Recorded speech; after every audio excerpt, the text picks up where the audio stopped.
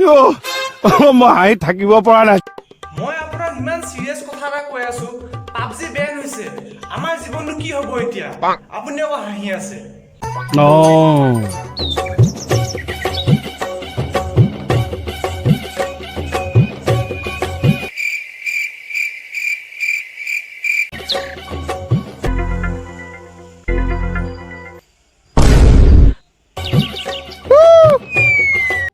চা মোহন, যেতিয়া PUBG Ben হৈছে ন, এনেই মাথা চাথা গৰম হৈ আছে, আৰু ডিষ্টাৰ্ব নিদিবি।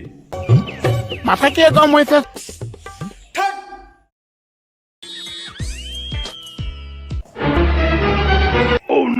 কি হ'ল আজি হাতত চকী ললে যে? চা পাবজি বেন হ'ল যে মোবাইলৰ দিন গ'ল আৰু চা, চকীত বহাই খেলিম আমি এতিয়া। যাওঁ দেই।